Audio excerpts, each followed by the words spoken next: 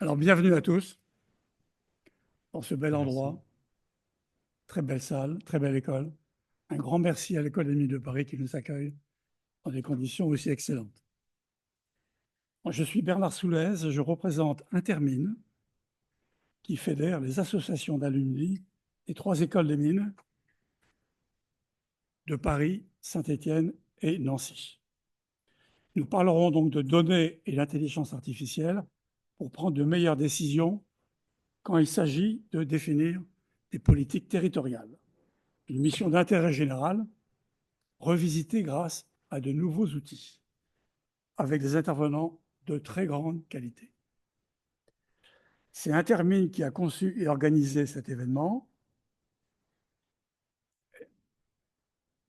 Donc les alumni et également les bureaux des élèves de ces mêmes écoles. Nous avons associé également d'autres écoles à cet événement. Vous les voyez ici sur un tableau. Donc les écoles et les bureaux des élèves, donc les élèves des ponts, de Polytechnique, des télécoms, donc Paris, Nancy, Saint-Étienne, et également les arts et métiers et l'Institut G9+, qui regroupe 20 écoles de commerce et d'ingénieurs. Didier Carré, merci, président de G9+. Merci aussi aux responsables des clubs Intermine, partie prenante à cette initiative. Je vais citer Amélie Auboin pour Urbamine, Nathalie Bourgeot pour Mine Environnement, Didier Carré pour Mine Digital, et donc l'Institut G9+. Alors maintenant, je vous présente Kevin Le Cerf, qui a contribué largement à organiser les choses avec les intervenants. C'est lui qui conduira les débats ce soir. Son parcours en 2 mots: formation ESTP, il a œuvré chez Colliers International France, puis Arcadis, 2 acteurs bien connus dans le secteur. Il a fondé Projexia et il est maintenant directeur chez Synergie, un bureau d'ingénierie. Très rodé à l'usage des technologies numériques, il est diplômé de l'Executive Master Programme de l'École Polytechnique. Kevin, à toi. Merci Bernard. Tout d'abord, bonjour à tous. J'espère que vous allez bien. Et je pense que si vous êtes là, c'est que vous êtes passionné à la fois par la transition verte, les data et l'IA. Et en fait, nous sommes, comme le disait Bernard, ici dans un très haut lieu qui est l'École des Mines, pour réfléchir à comment passer d'une vision à l'action. Les spécialistes le rappellent, toutes les collectivités, chaque vallée, chaque quartier a ses propres ressources et surtout ses propres contraintes. Et finalement, l'idée est comment de composer une mosaïque en réfléchissant au système d'information géographique, à la fois robuste, nourri aux données multisources, au cadastre, aux installations et aux satellites, et dopé à l'IA. Et tous ces jumeaux numériques deviennent véritablement aujourd'hui des vrais laboratoires vivants, et c'est ce qu'on va voir notamment aujourd'hui et ce soir. Ce soir, vous allez rencontrer parmi les plus grands intervenants qui nous permettent de concrètement concrétiser la question de la donnée et de la traduire. Et pour cela, on vous a proposé 3 grands blocs. Un premier bloc autour de la vision, un deuxième bloc autour des solutions et des plateformes, et un troisième bloc composé de présentations concrètes avec 3 grandes sociétés. Alors, je vous propose de rentrer totalement dans le concret avec notre premier bloc. Alors, tout d'abord, j'ai le plaisir d'accueillir à la fois Sébastien Massard, qui est le directeur des systèmes de Dassault Systèmes, et surtout Laura Letourneau, qui est en direct de New York et qui nous fait le plaisir d'être là aujourd'hui. Et notre premier thème est autour de la question de l'infrastructure de partage et la question de bâtir les fondations. Et tout d'abord, Laura, on a une question pour vous, qui est peut-être la première question d'aujourd'hui. C'est quelles sont, selon vous, les actions à mettre en place pour que les pouvoirs publics mettent en œuvre toutes ces infrastructures? Eh ben, bonne question. Bonjour à tous et merci, merci Bernard, merci Kevin, merci à tous pour l'organisation de cette conférence. Désolée de ne pas pouvoir être en présentiel avec vous.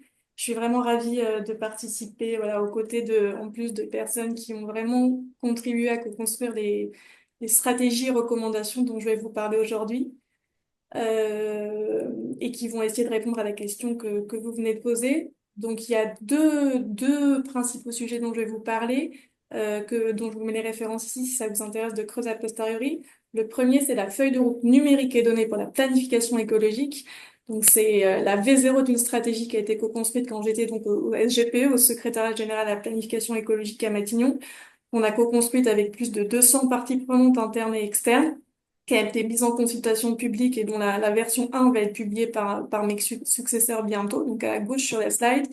Et le deuxième, c'est un document plus réflexif qui a été publié avec 2 think tanks qui s'appelle Plaidoyer pour les grandes oubliées des infrastructures publiques de partage de données, qui est un mot, un concept dont vous n'avez certainement jamais entendu parler par rapport à l'IA, la blockchain ou au métaverse. Et c'est bien ça le problème. Et je vais essayer de vous expliquer pourquoi. C'est un document qui fait un peu suite au livre que j'avais coécrit avec un camarade du corps des mines en 2016 qui s'appelle Ubérisons l'État avant que d'autres ne s'en chargent, les autres étant les GAFAM ou les Big Tech de façon générale. Donc c'est malheureusement assez d'actualité aux États-Unis. Et ce livre avait donc montré la menace, mais surtout proposé un modèle pour contre-attaquer, qui s'appelle le modèle de plateforme publique, qui a été ensuite appliqué dans les télécoms, dans la santé, notamment pendant le Covid, sur tout un tas de projets d'infrastructures qui ont permis de gérer la crise, comme SIDEP, qui vous envoyait votre résultat de test automatiquement, ou pour gérer la vaccination, mais aussi hors Covid, avec des infrastructures comme Mon Espace Santé, le carnet de santé numérique déjà adopté par 17 millions de Français, que j'espère vous avez adopté aussi de votre côté, ou en tout cas je vous encourage à le faire. Et ensuite, dans la transition écologique, avec ta feuille de route à gauche sur la slide. Et donc, ce plaidoyer, c'est un espèce de retour d'expérience sur tous les enseignements appris lors de ces 3 expériences, télécom, santé, écologie, euh, qui résume un peu une méthode pour réussir à mettre en œuvre avec succès ces fameuses infrastructures publiques de partage de données et cette fameuse plateforme publique dont on a absolument besoin pour arriver à résoudre les défis du siècle. Qu'est-ce qu'elle dit, cette méthode, et quel lien avec le fond du sujet aujourd'hui, la transition écologique, notamment des territoires? Elle dit, 1, retrouvons notre humanité. Cessons d'inverser en permanence la fin, les objectifs et les moyens, en l'occurrence le numérique, les données, l'intelligence artificielle. Faisons de la politique au sens noble du terme, c'est-à-dire repartons du pourquoi. Pourquoi a-t-on besoin des données, de l'IA, du numérique pour la planification écologique? Donc l'idée, c'est de faire l'inverse de cette une du Gorafi et de repartir d'un manifeste qu'on a écrit dans la feuille de route numérique et données pour la planification écologique avec toutes les parties prenantes, qui est en fait la boussole du chantier et qui explicite pourquoi est-ce qu'on a besoin du numérique et des données, de l'IA, avec des exemples extrêmement concrets. Donc, on ne saurait pas faire de covoiturage avec juste un papier et du crayon, on ne saurait pas suivre les phytosanitaires, on ne saurait pas cibler des aides vers des citoyens les plus précaires, on ne saurait pas gérer le recul du trait de côte, par exemple, on ne saurait pas tout simplement écrire un rapport du GIEC. On a besoin de numérique et des données, tout simplement parce que c'est un outil indispensable pour cibler les actions les plus efficaces, gérer la complexité, réduire les délais, mobiliser, anticiper les crises, mettre en réseau. En somme, pour mettre en œuvre collectivement une transition écologique efficace et juste. Donc vous voyez, c'est les 2 premiers paragraphes du manifeste. Ça paraît rien, mais c'est essentiel vraiment de repartir d'ici et du pourquoi, de la finalité, de ce qu'on cherche au bout du bout du bout. En revanche, ce qu'on explique aussi, c'est que le numérique, c'est pas un outil neutre. Ce qu'on dit souvent, c'est inaugurer le navire, c'est inaugurer le naufrage. Et en l'occurrence, il y a énormément de risques de naufrage qui viennent avec le numérique. Et donc, on explique que le numérique pour l'écologie doit se développer dans un cadre éthique, humaniste, citoyen et souverain qui évite le technosolutionnisme, garantit la sobriété numérique, notamment des sujets intelligence artificielle dont on sait l'impact environnemental est absolument catastrophique, tant d'un point de vue du carbone que d'un point de vue de l'eau. Mon opinion personnelle, c'est que c'est une raison suffisante pour laquelle son usage devrait être exclusivement réservé à des cas d'usage d'intérêt général, tout comme c'est acceptable qu'on utilise du pétrole pour faire voler des hélicoptères pour de la gestion de crise, mais c'est pas acceptable de faire voler des hélicoptères pour qu'il y ait des riches New-Yorkais qui aillent de Manhattan à JFK parce qu'il y a trop de bouchons. Voilà, je pense que la menace existentielle suffit à ce qu'on ait des cas d'usage réfléchis et choisis sur ces outils et sur ces moyens qui sont catastrophiques en termes d'impact environnemental. Et donc, voilà, il y a tout un tas de risques, la protection de la vie privée, les fractures numériques, les fausses informations, la résilience des systèmes, le caractère démocratique des modèles, etc. Donc, ce manifeste, il est balancé entre dire on veut profiter des opportunités pour réussir le défi de la transition écologique, tout en encadrant au maximum ces risques, dans une vision juste nuancée et humaine, en fait.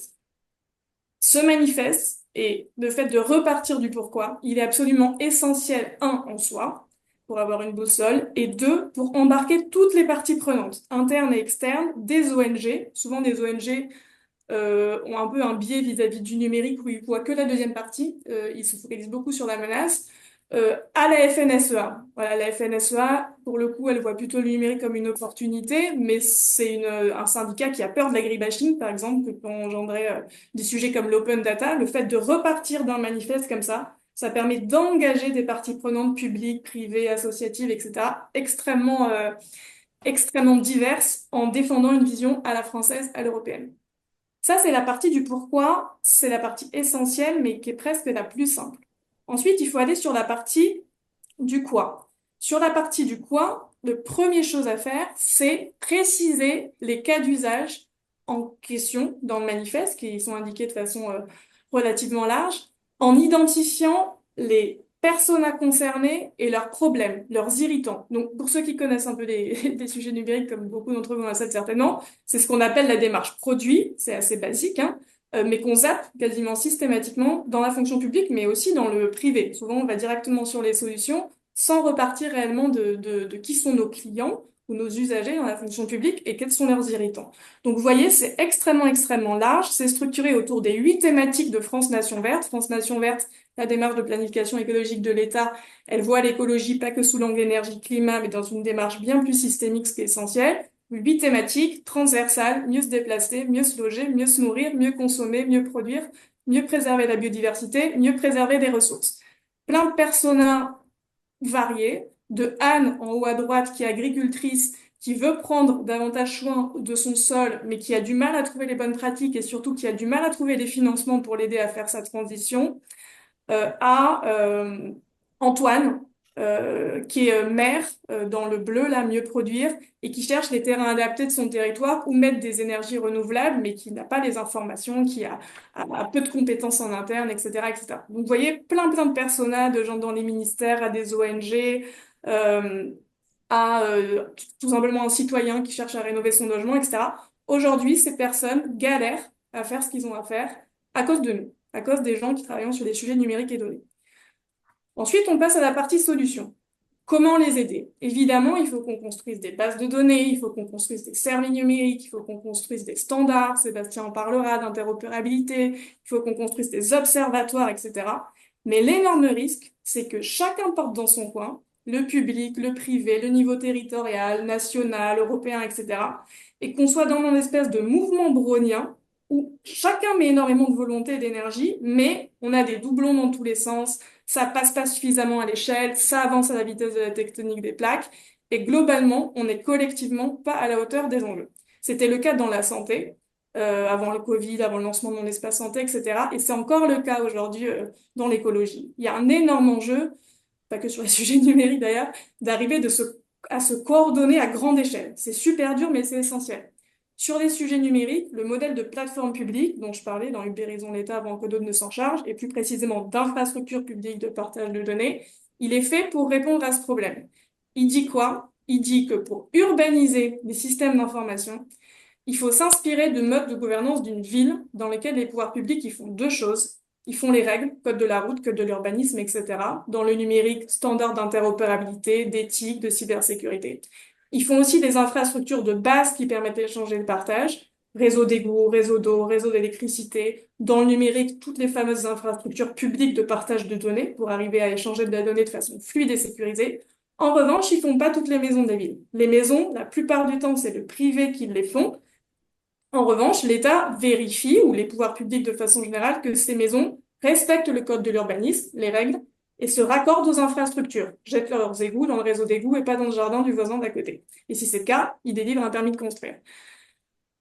Il peut y avoir des HLM, fait par les pouvoirs publics, quand il n'y a pas de business model, que le privé s'en saisit pas, etc. Mais c'est le plus souvent une exception. Et l'équivalent de ces maisons, c'est des services numériques à valeur ajoutée métier. Ça se traduit par quoi, sur notre cas concret de l'écologie? Ça s'est traduit par ces petits schémas. Donc là, vous voyez ceux de mieux se déplacer avec une petite gare et ceux de mieux se loger avec un petit écologement, où on a répertorié, on a cartographié. Vous voyez, on part du bas. Toutes les règles socles d'interopérabilité, d'éthique, de sécurité, des infrastructures socles. Si on est toujours dans les fondations de la maison, si vous montez dans les 2 murs, vous voyez même des 3 murs parfois, vous voyez des services numériques à destination des professionnels, des citoyens ou des deux. Et dans le toit, vous avez les observatoires, c'est-à-dire l'utilisation des données non pas à des fins primaires, mais à des fins secondaires, plutôt pour piloter les politiques publiques, comme disait Bernard en introduction. Tout ça, ça se tient. Tout ça, c'est un ensemble. Et si on n'a pas les fondations, on construit tous sur du sable et ça s'effondre. Donc, ce modèle, il permet de délimiter le rôle entre le public, le privé, et même au sein du public entre les différents échelons, territorial, national et européen. Et donc, dans la feuille de route dont je parle en introduction, pour chaque thématique de France Nation Verte, les 8 thématiques, on a listé l'existant, on a identifié le niveau d'avancement de chaque brique, celles qui manquaient, et surtout, on a identifié les briques les plus prioritaires pour répondre aux cas d'usage et aux problèmes des personas qui étaient mentionnés juste avant. Donc là, vous voyez la petite gare et les petits écologements, pour mieux produire la petite usine et le petit magasin, pour mieux consommer, la petite ferme pour mieux se nourrir et la petite cabane pour mieux préserver la biodiversité, mieux préserver les ressources. Et on en a même fait un village, et vous voyez en rouge les 4 infrastructures publiques de partage de données prioritaires qui ont été particulièrement identifiées dans la feuille de route. On a besoin de relier ces différentes maisons par des tuyaux, des petits animaux, des petits oiseaux, parce que même si on a séparé pour tout un tas de raisons pratiques, mieux se nourrir, l'agriculture et mieux préserver la biodiversité, en jaune, ces 2 sujets sont évidemment liés, et donc il y a tout un tas de bases de données, de standards qui doivent être communs, et donc on doit pouvoir faire le lien entre ces différents écosystèmes d'acteurs et ces différents écosystèmes métiers. Donc ça, c'est la partie du quoi. Ça nous permet de définir une feuille de route dense, mais essentielle et priorisée. Une fois qu'on a fait le pourquoi et le quoi, on a fait 20% du travail. Le plus compliqué et le plus oublié souvent, c'est le comment, c'est-à-dire c'est la mise en œuvre. C'est pour ça qu'avec un petit collectif d'agents publics et d'acteurs externes, dont certains sont présents ici, on a tenu à écrire et à diffuser le plaidoyer pour les grands oubliés qui aide en fait à faire en sorte que la mise en œuvre soit efficace et qu'on ne tombe pas dans les pièges dans lesquels on tombe systématiquement. Donc, vous avez sur cette slide les 17 questions qui se posent systématiquement quand on doit mettre en œuvre une infrastructure publique de partage de données et plus largement une stratégie numérique donnée IA au service de la santé, de l'éducation, de l'écologie, etc., etc. Donc, vous pourrez y jeter un œil, évidemment, si ça vous intéresse de rentrer dans les détails. Mais en résumé, en 2 minutes, on a un premier bloc autour du pourquoi. Je vous le disais souvent, on n'est pas très bon sur cette partie pour arriver à expliquer pourquoi c'est nécessaire et pourquoi est-ce qu'on a absolument besoin de ces outils numériques et de cette urbanisation pour résoudre les défis du siècle. Dans cette partie, vous voyez les différentes questions. Une dont je parle, qui est assez contre-intuitive, c'est que les échecs répétés de la construction de telles infrastructures de public de partage de données sont plus souvent la marque d'un vrai besoin que de fausses bonnes idées. Dans la santé, avant le Monde Espace Santé, il y a eu le dossier médical partagé, ça a été un échec pendant 15 ans. Là, ça fait 10 ans qu'on galère sur le carnet d'information du logement, qui est essentiel pour arriver à rénover efficacement sa maison et le logement privé. Les équipes vont lancer maintenant l'espace numérique du logement. Je pense que Sébastien est dans la salle, il pourra vous parler du Hack Data Hub, qui est une infrastructure essentielle de partage de données pour les sujets agricoles. Donc là, vraiment, le message, c'est surtout pas pivoter ou abandonner, comme on le dit souvent, mais là, continuer jusqu'à que ça marche. Voilà, on en a besoin pour résoudre des problèmes majeurs d'intérêt général, donc faut être preuve de volonté, de résilience. Sur le deuxième point, sur le quoi, donc l'idée, c'est d'aider à définir les caractéristiques techniques, économiques et de gouvernance de l'infrastructure. Peut-être un message sur les 100 que ça contient. Si l'infrastructure est nécessaire pour répondre à des cas d'usage d'intérêt général, il faut qu'elle soit publique. Voilà, mon espace santé, c'est pas Doctolib, c'est l'assurance maladie et le ministère de la Santé. Doctolib, en revanche, c'est la maison qui fait le service de prise de rendez-vous en ligne. C'est pareil sur tous les exemples d'infrastructures publiques de partage de données. Ça ne veut pas dire que le privé n'a pas de rôle. Il peut non seulement faire les maisons de la ville, qui est la partie la plus sexy et intéressante, hein, parce que c'est la partie émergée de l'iceberg, mais il peut aussi aider les acteurs publics à construire l'infrastructure en tant que prestataire, en marque blanche, pas en son nom, c'est essentiel aussi. En revanche, il ne devient pas calife à la place du calife. Voilà, il n'ubérise pas l'État, sinon c'est catastrophique pour la neutralité, la confiance, l'intérêt général. Et enfin, dernière partie, sur le comment, qui est essentiel. Un, il y a un énorme travail à faire en interne pour transformer la puissance publique. Voilà, et si je devais le définir par son apposé, par son contraire, c'est en gros l'inverse de la méthode Must, ce qu'il faut faire. Et deuxième partie, encore plus importante, je dirais, il y a un énorme changement à opérer dans la façon dont on fait, alors c'est deep, hein, mais dont on fait société et démocratie. C'est-à-dire que habituellement, on concerte pas, ou mal, ou peu, pas bien, pour prendre des décisions dans la fonction publique au niveau politique. Et ensuite, donc on fait ça vite, et ensuite on met en œuvre de façon super molle. Donc on décale les délais, on fait pas ce qu'on avait promis, ce qu'on avait annoncé, etc. Donc nous, on dit qu'il faut partir de passer de ce cercle vicieux un cercle vertueux qu'on appelle de façon provocante la dictature collaborative, où on prend le temps d'une concertation sincère, éthique, efficace avec toutes les parties prenantes, les représentants, mais aussi les citoyens en direct. Et une fois qu'on s'est mis d'accord, en revanche, on met en œuvre les recommandations et les stratégies décidées collectivement de façon extrêmement volontariste. Et là, l'État a un rôle clé de s'assurer que chacun joue le rôle qui lui a été assigné, public, privé, etc., y compris les citoyens, pour qu'on sorte du dilemme du prisonnier dont on souffre souvent quand on met en œuvre des politiques publiques. Peut-être pour conclure en 30 secondes, le message important que je veux vous faire passer, peut-être notamment aux étudiants qui nous écoutent, c'est un, c'est possible. Il y a 1000 exemples dans la fonction publique. Je parlais de mon espace santé, de la santé, mais impôts.gouv.fr, c'est un exemple magnifique. La déclaration sociale nominative des entreprises, c'est un super exemple de succès aussi au niveau numérique, mais aussi au niveau des politiques publiques qui montrent qu'on peut mettre en place de façon efficace et remarquable des infrastructures publiques de partage de données et plus largement des politiques publiques. Et deuxièmement, à destination des étudiants, je vous incite vraiment très, très, très vivement à rejoindre ces aventures collectives qui sont magnifiques dans les ministères, chez les opérateurs, en territorial, même si vous n'êtes pas fonctionnaire, si vous êtes, il y a beaucoup de places ouvertes aux contractuels, notamment sur les sujets numériques. Donc, renseignez-vous pour aller travailler dans la fonction publique au sens large. La France a besoin de talents comme vous, l'Europe aussi. Vous ne serez pas si mal payé que ça. Et surtout, il n'y aura aucun doute sur la raison pour laquelle vous vous levez le matin. Et ce sera bien à la fois pour votre santé mentale, ce qui est, je pense, pas du luxe actuellement, et pour le bien commun. Donc, voilà, je vous incite vraiment à regarder. N'hésitez pas à me contacter et à nous contacter si vous avez des questions pour travailler dans la fonction publique. Merci. Et Paul Flavia. Merci Laura. Alors, dans la continuité, j'invite Sébastien Massard à nous rejoindre pour compléter ce premier bloc. Alors, tout d'abord, Bonjour à tous et merci d'abord d'avoir organisé cet événement. Je suis ravi et honoré d'intervenir juste après Laura parce qu'elle met la barre très très haut et je suis ravi d'essayer de compléter par une vision qui est moi mon expérience chez Dassault Systèmes en tant qu'entreprise du numérique, qui est un des leaders européens du numérique, qui n'est pas forcément directement sur les sujets que Laura a mentionnés, mais on a quand même une vision et une compréhension assez fine de ces thématiques-là.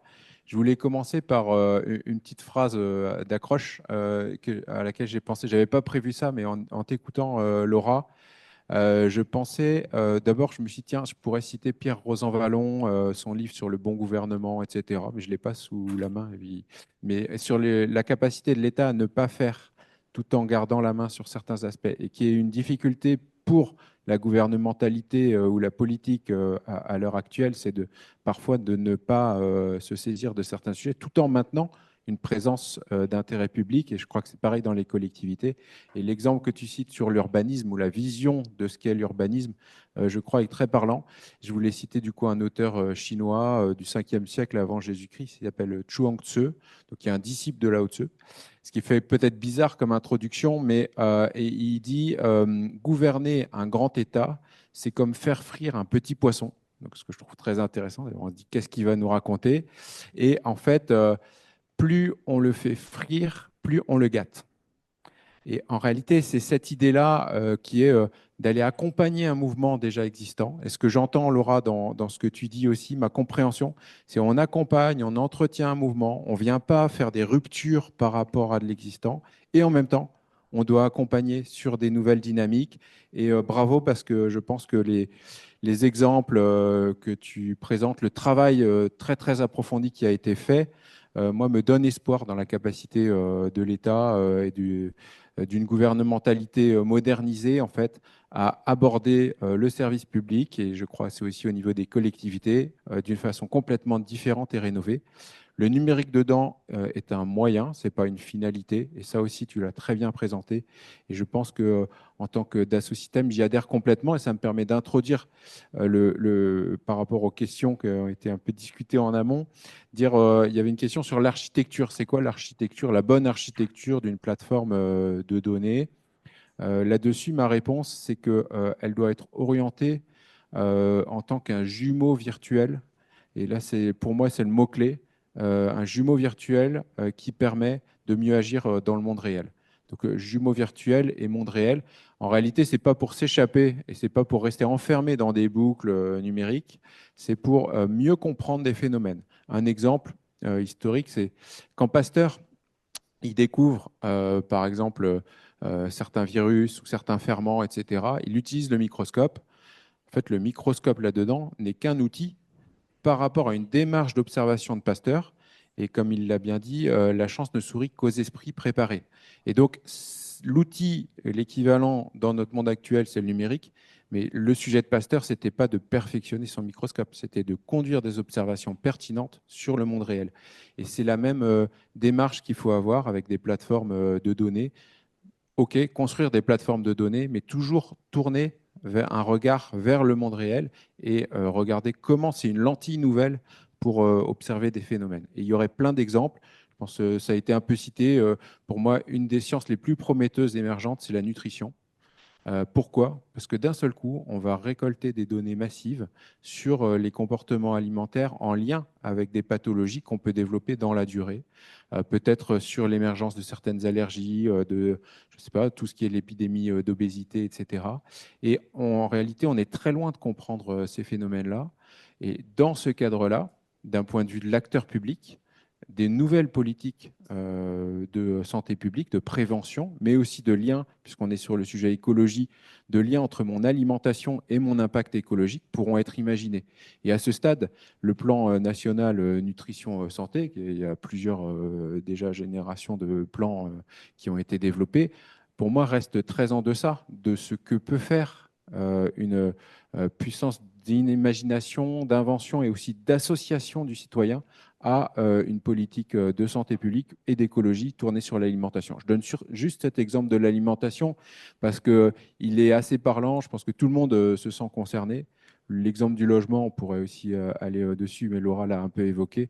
La rénovation thermique des logements, pareil, on pourrait aller dans le détail sur ce que devient un diagnostic de performance énergétique. Si j'imagine que maintenant, c'est une expérience simulable, démontrable vis-à-vis d'une autorité sur c'est quoi le what if, c'est quoi le avant-après d'un investissement de rénovation thermique d'un bâtiment.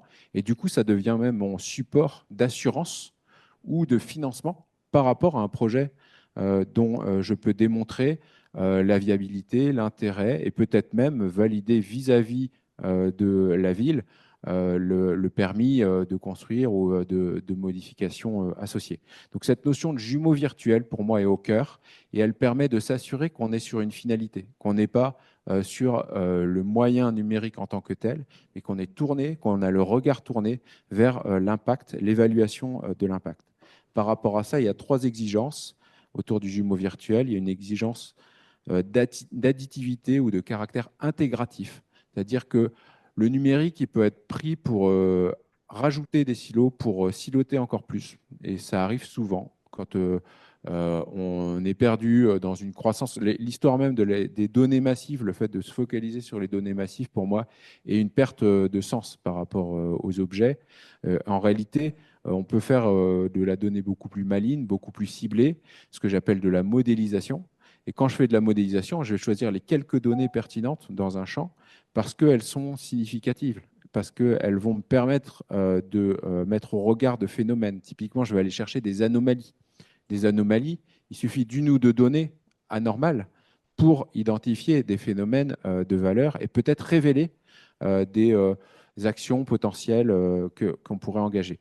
Donc, voilà, un jumeau virtuel doit avoir cette capacité d'être intégratif d'une situation. Deuxième aspect, c'est qu'il doit pouvoir pivoter, pouvoir être durable. C'est quelque chose qu'on a vécu concrètement, nous, avec certains de nos clients industriels pendant le Covid. D'un seul coup, leur usine devait être reconvertie.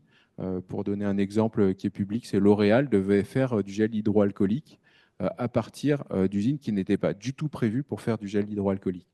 Et à partir d'un jumeau virtuel de l'usine, ils ont pu renverser leur modèle de production puisqu'ils avaient un nouveau modèle de produit. Donc le jumeau virtuel du produit était inséré dans un jumeau virtuel de l'usine et permettait de rendre beaucoup plus agile la transformation de la capacité de production.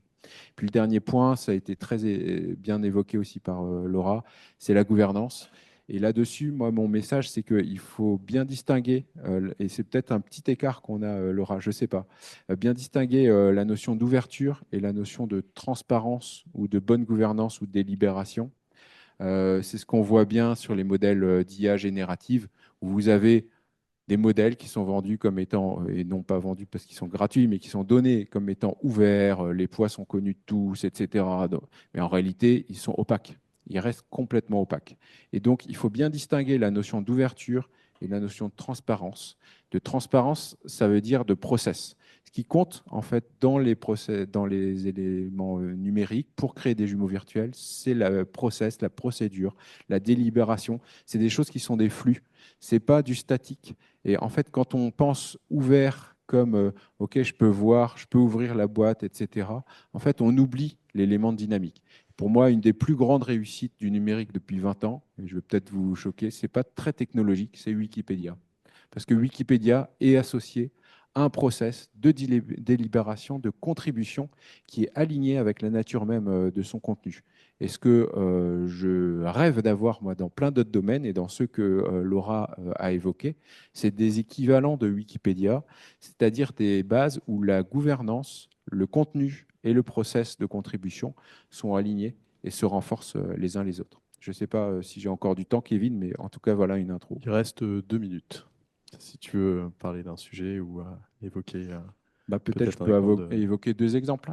partenariat privé-public, peut-être. Nous, on est confronté aux exemples à la fois au niveau des jumeaux virtuels qu'on propose à nos clients dans plein d'univers. Et là, je ne vais pas vous faire la publicité de Dassault Systèmes, ce n'est pas mon sujet là.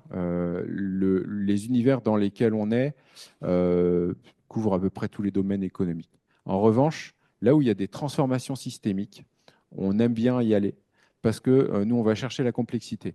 Et on y va sur une hypothèse qui est l'économie de la connaissance. C'est-à-dire comment est-ce que l'économie de la connaissance va modifier un domaine. Alors on l'a fait historiquement dans l'ingénierie aéronautique. On s'intéresse maintenant énormément à la santé, c'est plus de 20% de notre chiffre d'affaires. Pourquoi? Parce qu'on pense que la posture du patient vis-à-vis du soignant, elle va être transformée par la capacité nouvelle que j'aurai en tant que patient d'accéder aux connaissances ou à une capacité de simuler certains scénarios ou à une capacité de mieux même simplement comprendre. Il y a des spécialistes de médecine qui disent que de comprendre, par exemple, le développement d'un cancer contribue à soigner ce cancer. Je dis pas, c'est pas de la mystique, c'est simplement des phénomènes tout à fait explicables sur la bonne façon du coup de mettre en place les mesures soit de prévention, soit de soins par le patient. Donc c'est un engagement différent. Le numérique, il permet ça. Il va aller transformer le champ de cette façon-là. Et donc, en tant qu'acteur de ces domaines-là, on s'intéresse, je l'ai dit, à la santé, mais aussi à la science ouverte. En fait, je crois que c'est un des éléments implicites dans ce qu'a dit Laura, c'est on va pouvoir créer de la connaissance nouvelle avec les citoyens. Un exemple frappant qui est déjà un peu ancien, c'est PlanteNet, donc qui a été fait par l'INRIA historiquement. PlanteNet, au début, c'est juste, entre guillemets, ce qui est déjà pas mal, c'est de la reconnaissance de feuilles ou de fleurs avec votre téléphone mobile. Et d'un seul coup, ça devient un objet de capture mondial de la présence de telle ou telle espèce instantanément et ensuite dans la dynamique d'évolution. Et donc d'année en année, vous voyez, bah tiens, telle espèce, elle a fleuri un peu plus tôt que l'année dernière ou un peu plus tard. Donc vous avez une capacité d'observation mondiale. Et donc du coup, d'un simple appli mobile de reconnaissance de plantes, vous avez en fait un observatoire mondial associant les citoyens. Et donc vous transformez, ce que j'ai un peu dit sur la nutrition, vous transformez tout un champ. Et puis dernier point, juste pour finir, très concret, voilà, si j'essaie de regarder un endroit qui a déjà été modifié, c'est ce qu'on appelle le Life Cycle Assessment. Ça, c'est dans les mondes de l'ingénierie, où quand vous allez designer un objet, vous allez mesurer à l'avance son impact écologique. Pourquoi? Parce que vous avez des bases de données, et ça, c'est des bases de données qui sont accessibles notamment EcoInvent. Donc ça, c'est une entreprise suisse qui a créé ça, une organisation suisse, ce n'est pas une entreprise. Et en fait, vous allez pouvoir mesurer, simuler à l'avance votre impact. Et donc, vous changez la décision aujourd'hui parce que vous avez, comme s'il était réel, votre impact dans 2 ans, 5 ans, 10 ans. Voilà. Merci Sébastien. On peut les applaudir tous les deux. Merci Laura. Merci Sébastien. Du coup, on vous invite au deuxième bloc. On invite à la fois Nicolas Berthelot de l'IGN et Jacques Béas du CNES. Et l'idée, c'est de montrer comment l'open data et l'IA se caractérisent au niveau des satellites et au niveau de la donnée. Et tout d'abord, peut-être une première question, Nicolas. Est-ce que tu peux nous présenter brièvement l'IGN et son rôle dans la transition verte des territoires? Merci. Oui, bonjour à tous. Donc oui, je vais peut-être vous présenter rapidement ce que c'est que l'IGN. Je pense que la plupart d'entre vous le savez, mais on n'est pas seulement producteur de cartes de randonnée pour se promener l'été. En fait, pour produire ces cartes de données, on se trouve être, enfin, mon directeur général, Sébastien Soriano, parle souvent de l'IGN comme étant un opérateur data de la République. On est véritablement un acteur qui est engagé dans la production de différents référentiels de données qui sont utilisés par de très nombreux acteurs publics. Donc on survole tous les 3 ans l'ensemble de la France avec des avions qui permettent d'avoir des images très haute résolution sur l'ensemble du territoire. On est producteur de bases de données de référence sur la topographie du territoire, sur son altimétrie. Et donc voilà, on est vraiment très engagé dans ces productions avec des opérateurs de terrain qui saisissent ces données, qui sont des techniciens de la donnée. Tout ça, ça fait de nous une petite usine de production de la donnée qui a vraiment une vocation d'alimenter différents services numériques au sein de l'État. Mais on a un rôle qui évolue largement et qui est pas mal travaillé par des choses qui ont déjà pu être évoquées dans les présentations précédentes, par le fait qu'on n'est plus du tout seul dans cet écosystème à être en capacité de produire des données. Évidemment, on va en parler après sur la thématique des données satellites. Il y a évidemment plein d'autres acteurs qui sont en capacité de produire de l'observation du territoire de manière très régulière. Mais on a toute une série d'acteurs qui sont au niveau des territoires. Donc, il y a énormément de collectivités qui sont responsables de la cartographie de leur territoire, qui sont capables de produire des données extrêmement précises sur leur territoire. Il y a des acteurs métiers qui sont également sur certaines verticales producteurs de données. Et aujourd'hui, on se positionne de manière progressive comme étant un opérateur, mais aussi orchestrateur data, c'est-à-dire qu'on essaye de fédérer autour de différents chantiers de production de référentiels de données différents acteurs, quelle que soit leur nature, qu'ils soient publics ou privés. Et du coup, dans ce sens-là, quel usage géospatial a aujourd'hui le plus d'impact pour vous en question environnementale? Alors, c'est pas évident de parfois chiffrer l'impact environnemental de tous nos chantiers. J'ai plusieurs chouchous dont j'aimerais parler dans ce chantier. L'IGN est impliquée dans énormément de travaux. Donc, comme je disais, on infuse dans de nombreux travaux au sein de la sphère publique, mais aussi privée. Moi, je suis responsable d'un incubateur de produits numériques qui réutilise des méthodes là, qui ont été évoquées par Laura, la méthode produit, qui a pour but de réfléchir aux problématiques des usagers, généralement qui viennent directement du terrain pour comprendre comment on peut régler leurs irritants. On a différents projets, mais il y en a un dont j'aime bien parler pour permettre aux gens de se représenter des nouvelles mécaniques. J'ai entendu dire que Wikipédia était un très bon exemple d'initiative numérique vraiment enthousiasmante. Et on a un peu un produit de la même nature au sein de mon incubateur qui s'appelle Panoramax. Panoramax, c'est un chantier assez spectaculaire parce qu'il naît d'une frustration d'agents de public qui sont confrontés à la production de données, de référencer des panneaux. Où sont les panneaux stop de ma ville? Où sont les commerces qui ont été fermés récemment? Où sont les poteaux électriques? Je suis Enedis, j'ai besoin de référencer l'ensemble des poteaux électriques d'une ville. C'est parfois très compliqué. Généralement, ça nécessite d'aller sur le terrain. Aller sur le terrain, évidemment, c'est du temps, c'est aussi du CO2. Et ces déplacements, c'est une frustration énorme pour énormément d'acteurs qui sont acteurs de la production de données. Donc les gens ont des solutions alternatives. Ils utilisent Google Street View. Tout le monde va sur Street View pour regarder les trucs. Il y a plusieurs problèmes. Le premier, c'est déjà que c'est illégal. Donc ça, c'est un premier irritant. C'est qu'on n'a pas le droit d'utiliser les photos de Street View pour extraire de l'information pour une base tierce. Mais le second problème, c'est qu'elles ne sont pas forcément à jour partout. Tout n'est pas couvert. Les territoires ultramarins, ce n'est pas demain la veille que Street View va se lever pour cartographier l'ensemble du territoire.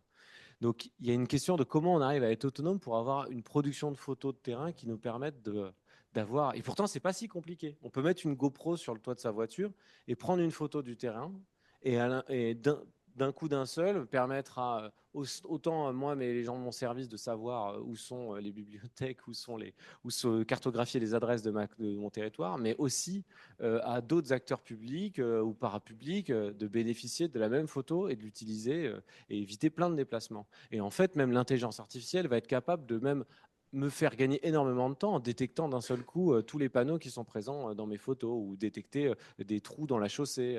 Il y a énormément de choses qui sont mutualisables. Et du coup, cette mécanique, elle a été enclenchée et on a un succès vraiment assez enthousiasmant sur ce chantier. Il y a énormément de contributeurs qui participent à cet élan collectif et on est vraiment très fiers de ce projet.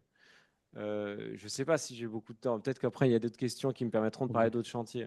Oui, effectivement. Il y a peut-être la question de l'interopérabilité et de la problématique entre les SIG et les autres données. Peut-être que ouais. vous pouvez nous...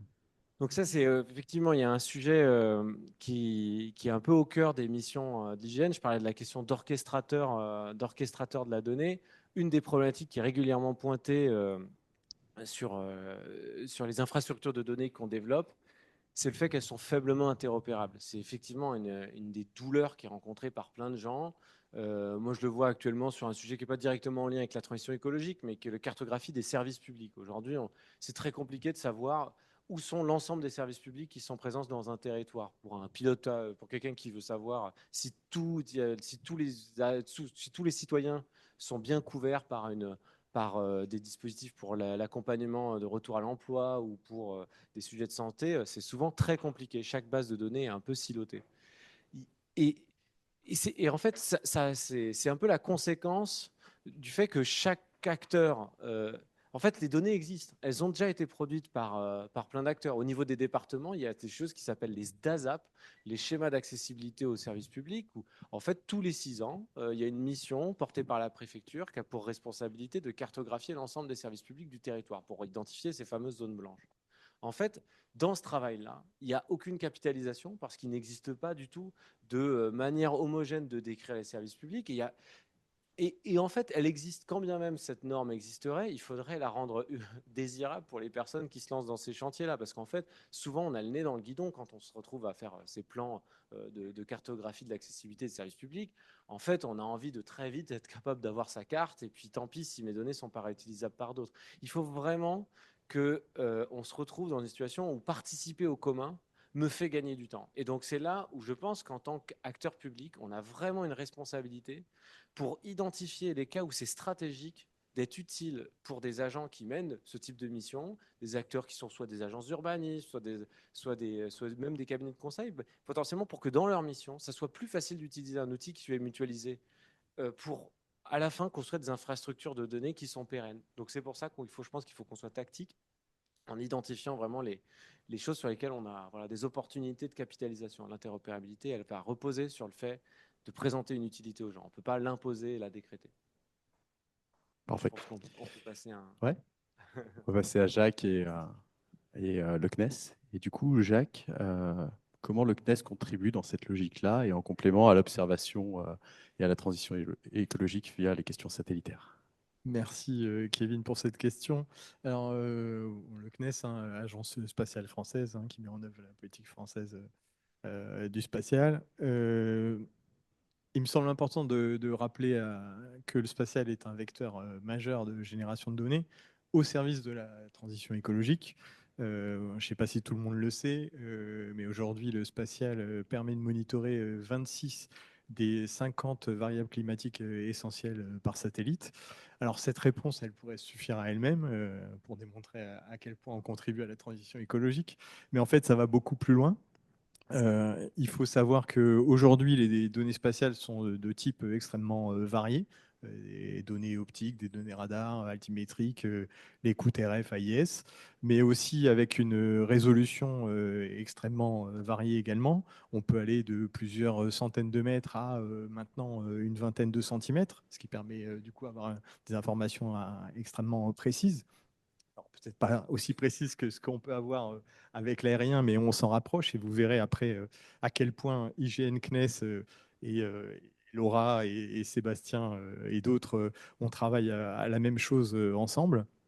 Euh, on se rend compte que le spatial, ça a aussi une autre qualité extrêmement importante, c'est la capacité unique de répliquer la même qualité de mesure en tout point de la planète. Et ça, c'est quelque chose d'extrêmement important. Alors, quand on regarde que le territoire français, effectivement, on peut se dire que ça n'a pas forcément un intérêt extrêmement fort, puisqu'on a énormément de moyens avec les moyens aériens de l'IGN et autres. Mais quand on regarde à l'échelle de la planète et quand on cherche à développer du business et de l'activité à l'échelle de la planète, avoir cette capacité-là, c'est extrêmement important. L'autre élément, c'est qu'on voit émerger aussi une offre commerciale.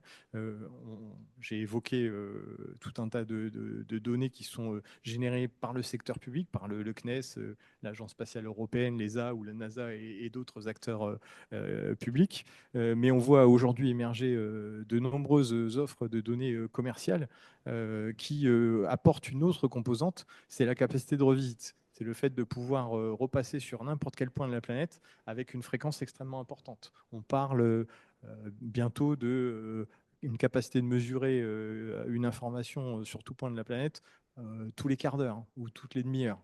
Donc ça va aussi offrir une capacité extrêmement importante de développer en fait des nouveaux services. Et c'est là où on en vient à l'apport du spatial. Peut-être que tout le monde n'a pas cette connaissance, mais en ayant toutes ces capacités, on a permis de développer tous les nouveaux usages qu'on voit aujourd'hui pour le service, enfin, au service de la transition écologique. Alors, je vais vous donner quelques exemples. Les données spatiales, ça permet aujourd'hui de gérer les ressources naturelles, alors que ce soit l'eau ou la forêt. Par exemple, le satellite SWOT, qui a été mis en orbite il y a quelques mois maintenant, permet de cartographier les ressources en eau douce sur 90% des ressources en eau douce sur toute la planète. On est capable de monitorer aussi la qualité de l'air, les émissions de méthane, de carbone ou d'aérosols. Ça permet de monitorer la préservation de la biodiversité, le suivi de l'artificialisation des sols, l'agriculture de précision. Sébastien Picarda connaît bien ce sujet et j'en passe. Alors, je pense qu'aujourd'hui, on peut dire que le spatial est devenu un élément essentiel du suivi des politiques publiques au service de la transition écologique, comme je le disais tout à l'heure, au niveau national, mais aussi au niveau mondial. Et en ce sens-là, vous utilisez l'IA pour faire des observations Alors, ou pas? effectivement, alors, je vais peut-être là dire des banalités, mais en fait, l'IA, ça a révolutionné notre industrie. Le spatial, c'était un monde réservé aux experts, aux scientifiques et à certains privilégiés.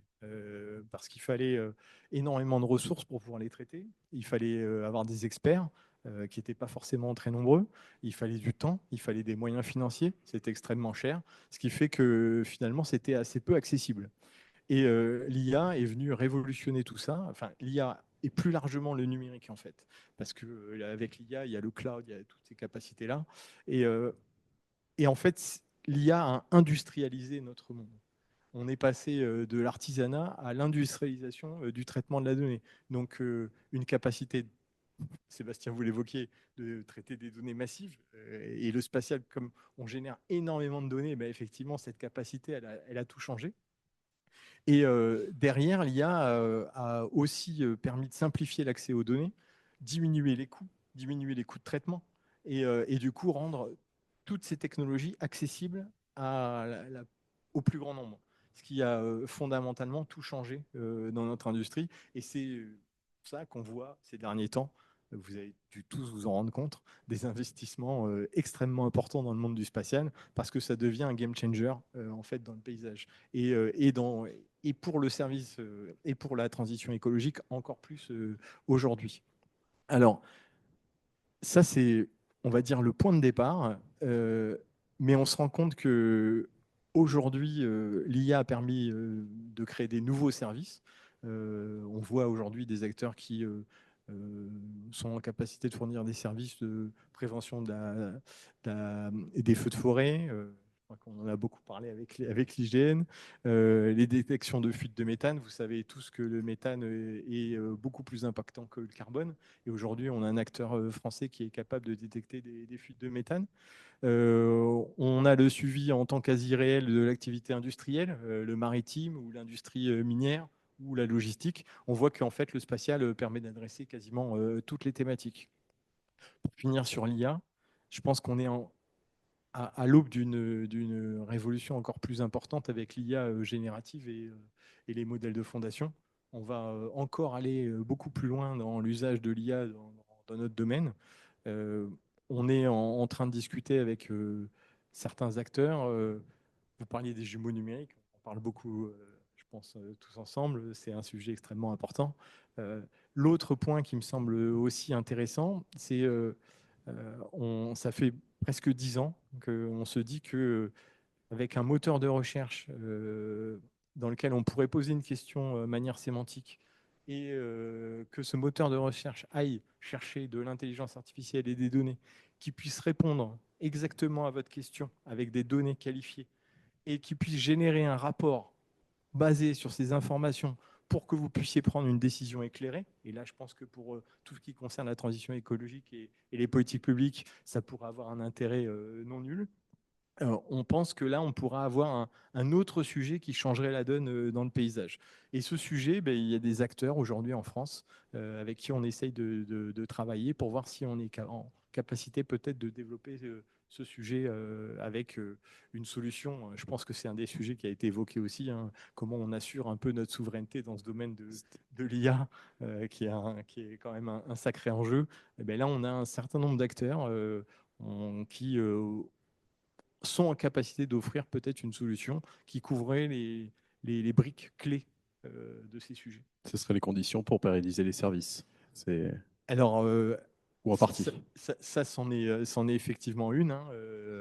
Alors, on en parlait tout à l'heure, et je pense que les collègues qui sont là aujourd'hui pourront le dire également. Il y a un sujet qui a été évoqué plusieurs fois aujourd'hui, c'est la gouvernance. Je pense que ça, c'est un mot qu'on a tous en tête, que ce soit acteur public ou privé. La gouvernance, elle est essentielle pour pouvoir mettre en place un dispositif qui permette de créer une activité autour de la donnée. Alors, typiquement, là, c'est justement une collaboration très forte qu'on a avec l'IGN sur le sujet. On essaye de mettre en place un cadre de gouvernance pour tout ce qui est besoin en données aériennes et satellitaires, qu'on a baptisé aujourd'hui le comité des commanditaires. On a mis autour de la table un certain nombre d'acteurs publics, les ministères, les grandes institutions, mais aussi les régions. Et l'idée, c'est de pouvoir mutualiser les besoins de l'ensemble de ces acteurs, mais aussi de leur faire comprendre que il ne suffit pas de vouloir le faire, il faut, entre guillemets, se lancer. Et donc, l'idée, c'est de dire, ben, on a un enjeu à générer une activité autour de la donnée et autour des acteurs publics. Pour ça, il faut accepter qu'on puisse financer ces activités. Donc le CNES met de l'argent sur la table pour pouvoir lancer ce comité des commanditaires, l'IGN également, et on essaye de faire rentrer dans la danse, excusez-moi de l'expression, les ministères, les régions et d'autres institutions. Et en espérant que derrière, on puisse justement créer de l'activité et consommer du service qui serait généré par l'industrie. Et l'autre point qui est effectivement très important, c'est de disposer d'un tissu industriel qui soit en capacité d'être un acteur clé sur certaines briques essentielles. On a parlé d'orchestrateur de données. Bastien voit bien de quoi je parle dans l'agriculture. Laura en a parlé tout à l'heure. Mais dans le spatial, on a aussi lancé une initiative de ce type, puisqu'on a créé un orchestrateur de la donnée spatiale. Et l'idée, c'est de pouvoir offrir un accès facilité aux données spatiales via cet orchestrateur, avec une vision d'un marché qui est aujourd'hui, à notre avis, pas forcément ni français ni européen, mais plutôt mondial. Du coup, ça implique une question pour tous les deux, et dans la continuité de ce que tu disais. Euh, Finalement, on parle de souveraineté depuis le début de la conférence, on parle de gouvernance, on parle d'uniformisation. Selon vous, quels seraient les leviers privés-publics pour activer et pour bâtir un écosystème durable? Ouais, je pense que sur la coopération privée-publique, pour moi, la piste majeure que j'identifie, c'est le fait vraiment de se positionner autour de communs numériques. Ça, en tout cas, c'est ma façon d'envisager cette problématique. On voit qu'on a, j'ai le sentiment que sur tous ces sujets, je trouve que là-dessus, on voit bien dans nos relations avec les différents acteurs privés avec lesquels on collabore, on a différents réseaux à l'IGN avec lesquels qui nous permettent d'être aussi en lien avec à la fois des acteurs industriels dans le cadre de chantiers, par exemple sur le jumeau numérique avec Dassault Systèmes, mais mais également à travers des réseaux comme Data Alliance ou IGN Fab, où on a différents liens. Ça nous permet aussi d'identifier des problématiques communes sur lesquelles on peut travailler. Par exemple, à l'IGN, aujourd'hui, on travaille sur un chantier qui s'appelle le référentiel national des bâtiments. On s'éloigne un peu du spatial, mais en tout cas, pour moi, ça fait partie de ces infrastructures où on arrive à caler le fait qu'il y ait des rôles différenciés entre les différents acteurs et qu'on collabore collectivement à la mise en place d'infrastructures numériques collectives qui bénéficient à tous. Donc typiquement dans le cadre du référentiel national des bâtiments, l'enjeu c'est d'arriver à mettre en place un identifiant unique pour l'ensemble des bâtiments de France, s'assurer que ça fait partie des choses qui font partie de la feuille de route France Nation Verte dont a parlé Laura en introduction. Et cette infrastructure, elle est essentielle pour améliorer la communication des différentes bases de données de bâtiments entre elles.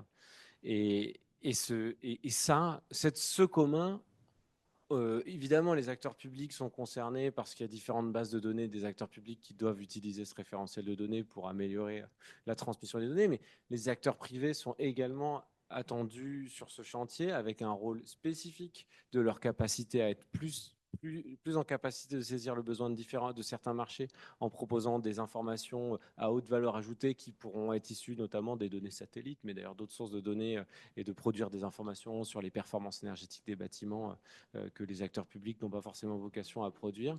Et typiquement, c'est pour ça que je suis très content qu'à la suite de cette présentation, on a URBS qui interviendra pour parler de tous les chantiers qui mènent pour à la fin faire vraiment des données qui sont vraiment au service du plus grand nombre sur les bâtiments. Mais voilà, pour moi, l'articulation publique-privée, elle doit se passer à travers des logiques de commun avec des gouvernances clarifiées en sachant le rôle de chaque acteur. Alors, je pense que je vais redire un peu la même chose, mais un peu différemment. Et comme j'ai déjà évoqué, pour moi, ça passe par deux grands leviers. Le premier, effectivement, c'est une puissance publique organisée autour d'une gouvernance de la donnée en général. Ça serait quelque chose qui serait extrêmement intéressant d'atteindre. Alors, on a démarré, nous, sur l'aérien et le spatial, mais si on pouvait avoir une vision sur la donnée en général, ça serait extrêmement intéressant, comme l'a présenté Laura, en fait. Donc, ça, c'est une première clé. La deuxième, c'est d'avoir une industrie qui soit capable de répondre aux besoins de la puissance publique en termes de données, mais aussi de solutions et de services. Et c'est cet ensemble qui permet d'avoir une gouvernance, un outillage et un écosystème durable et compétitif. Alors, il y a un dernier point. On a essayé de démontrer, grâce à l'État français, hein, et au plan de relance France 2030, comment on pouvait mettre en place cette mécanique. Et du coup, dans le cadre de France 2030, on a fait un appel à manifestation d'intérêt auprès des acteurs publics qui nous ont envoyé leurs besoins. Et à partir de ces besoins, on a émis des appels d'offres auxquels les industriels ont répondu. Et aujourd'hui, les acteurs publics, un certain nombre d'acteurs, de ministères, autres acteurs institutionnels, consomment ces services industriels pour leurs besoins propres en termes de suivi des politiques publiques et donc de transition écologique. Donc on pense qu'aujourd'hui, on saurait faire, on saurait démontrer beaucoup de choses. Maintenant, il faut passer le pas et transformer l'essai. Et ce que je vous disais tout à l'heure par rapport au comité des commanditaires, je pense que c'est là où on essaye de faire beaucoup d'efforts ces derniers temps. C'est comment on convainc l'ensemble des acteurs de se joindre à nous et de passer ce cap d'une puissance publique qui fait à une puissance publique qui collabore avec la puissance privée. Très clair. Merci à tous les deux. Je pense qu'on peut les applaudir. Pour le troisième bloc, j'invite Jonathan Villot, Sébastien Gomez et Nathalie Orlin qui viennent nous rejoindre. Et l'idée aujourd'hui, c'est de vous présenter 3 cas concrets de tout ce qu'on a développé avec 3 sociétés qui sont sur 3 secteurs. Tout d'abord, l'URBS, l'Observatoire national des bâtiments, qui est spécialisé dans l'efficacité énergétique du bâti. Ensuite, Alice, qui, vous allez le voir, s'occupe de la mobilité et du comptage intelligent notamment. Et ensuite, le CCR, qui s'occupe de la modélisation et du risque climat. Tout d'abord, Jonathan, si tu veux peut-être présenter la société. Je vais juste partager l'écran. Bonjour à tous.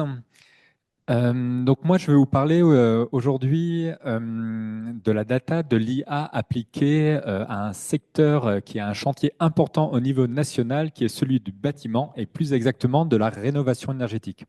Donc je suis Jonathan Villot, je suis maître de conférence et responsable d'une équipe de recherche à l'École des mines de Saint-Étienne et aussi directeur scientifique d'une entreprise qui s'appelle URBS.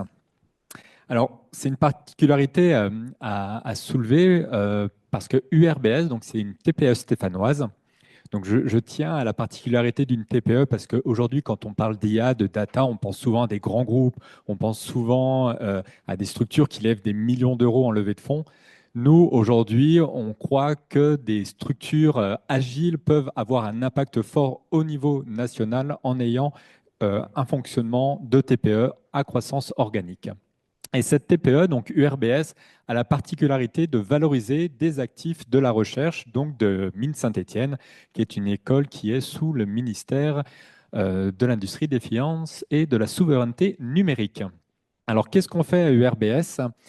On fournit à l'ensemble des acteurs des territoires une connaissance fiable, actionnable du parc bâti français, afin de permettre à tous ces acteurs de comprendre le bâtiment et de le transformer face aux différents défis, donc au défi de la rénovation énergétique dont je vais parler, mais aussi l'adaptation au changement climatique, le maintien à domicile, etc. L'idée, c'est d'avoir une vision systémique des problématiques du bâtiment.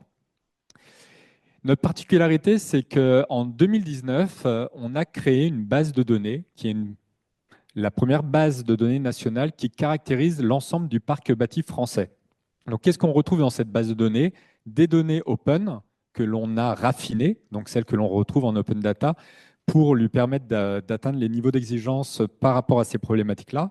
Des données qui sont accessibles aux acteurs publics, donc des données comme des données foncières, et des données que l'on va nous-mêmes constituer grâce à différents outils, donc des outils de prédiction de données. Par exemple, il faut savoir qu'un logement sur 10 a un diagnostic de performance énergétique. Donc, on va prédire pour les 9 autres ces données-là. On a aussi de l'analyse image aérienne, comment géolocaliser tous les panneaux solaires sur tous les toits de France pour suivre la dynamique des énergies renouvelables en France. On va aussi faire de l'analyse d'image.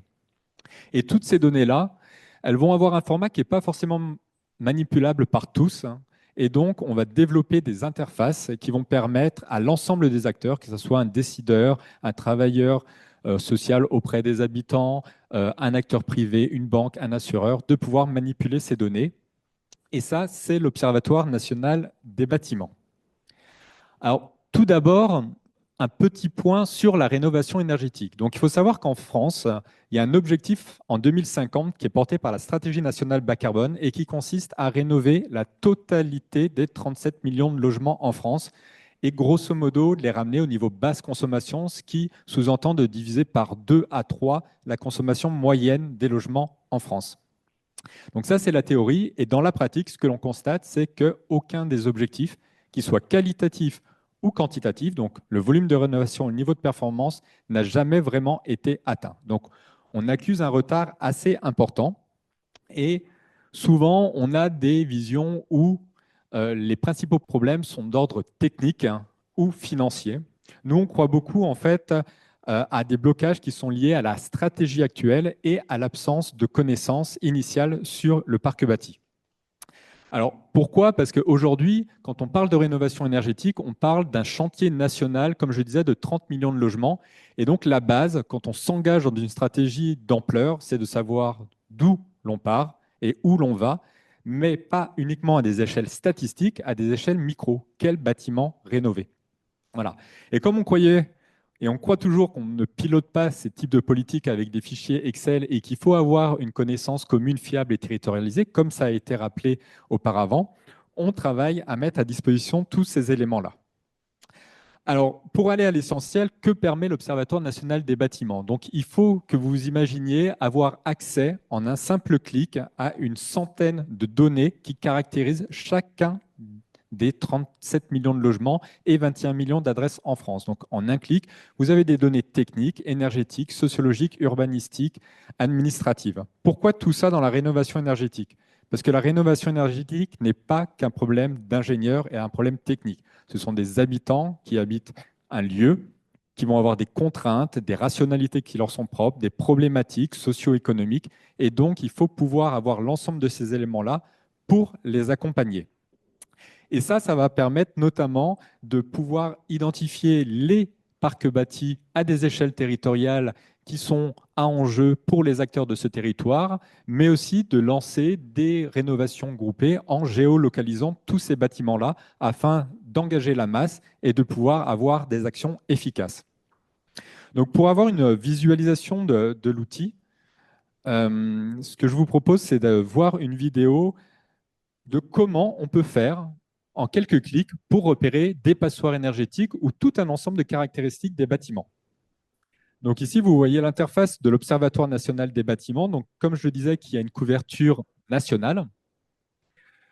L'objectif, c'est d'avoir une vision à la fois de la France entière, mais de permettre à chaque territoire de pouvoir avoir l'ensemble de ces informations. Donc, par exemple, ici, on va sur Tours Métropole et on a en quelques clics toutes les statistiques sur l'ensemble des 100 indicateurs et on va permettre à un acteur de géolocaliser toutes les passoires énergétiques qui répondent à une année de construction, qui peuvent répondre à un gestionnaire de patrimoine, un syndic, un bailleur social.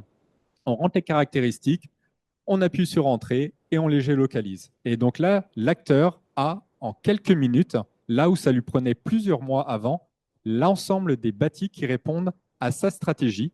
Et bien sûr, il peut s'adosser d'acteurs privés pour pouvoir engager les actions. Et donc, c'est là où on voit à la fois la coordination qui est souhaitée côté acteur public et la capacité des acteurs privés à pouvoir répondre à tout ça. On génère des fichiers qui contiennent à la fois les adresses, les caractéristiques des bâtiments que vous retrouvez ici. Là, on était sur la carte d'identité du bâtiment. Et donc, on peut engager des actions groupées. Bien entendu, l'idée, c'est au-delà de cette visualisation des bâtis et où ils se trouvent, c'est de permettre de stimuler les gains énergétiques à l'échelle de chacun des bâtiments, les gains économiques et de pouvoir en fait proposer des concessions de travaux qui permettraient de répondre à des objectifs. Donc on travaille actuellement à permettre des simulations, comme ça a été mentionné, à l'échelle de chaque bâtiment pour pouvoir à la fois trouver les solutions optimales pour chaque bâti et au global. Hop. Non. Voilà. Et donc, pour terminer, ce qu'il faut avoir en tête, c'est qu'il il y a énormément de nouvelles innovations à avoir, mais on a déjà un ensemble de bases qui est déjà présent. Donc ça, c'est un message que je souhaite passer collectivement, que ce soit au niveau des acteurs privés et ou des acteurs publics. On a déjà une base qui est très utile, qui existe depuis longtemps, qui a été éprouvée. Donc nous, tout ce que je vous ai montré là, ça fonctionne depuis 2019, c'est validé à la fois scientifiquement parce qu'on appartient à un centre de recherche initialement, donc on a fait valider ça par les pairs scientifiques, ça a été publié, breveté, et c'est utilisé. Aujourd'hui, on a un peu plus de 35 000 utilisateurs, 1 million de connexions mois, et on couple à la fois des acteurs des collectivités territoriales, de la communauté de communes, jusqu'à la métropole. L'important, c'est que les transitions soient accessibles à tous, pas uniquement les grandes villes, mais aussi les 1500 autres EPCI qui constellent la France, et aussi aux acteurs privés, donc notamment les assureurs, dont on va sûrement parler par la suite, en lien avec les risques climatiques. Merci. Alors, j'invite Sébastien à nous rejoindre. Sébastien de Alice. Bonjour à tous. Alors moi, je représente la société Alice. Donc Alice, c'est une entreprise qui travaille dans le monde de la mobilité. On va basculer un petit peu, mais c'est une autre des grandes thématiques qui a été présentée au début. Et une thématique qui est aussi voilà, inondée de données. Et le métier de notre société, en fait, c'est de collecter de la donnée. Vraiment, voilà, on est le plus gros acteur français qui collecte des données pour les bureaux d'études, pour les exploitants de transport, que ce soit en amont, pendant l'opération d'un système de transport, ou en aval pour évaluer des grands projets d'infrastructure. Donc les projets d'infrastructure, comme vous le savez, de transport, c'est des projets avec des investissements colossaux qui doivent être évalués, qui doivent être pensés de manière la plus adaptée possible.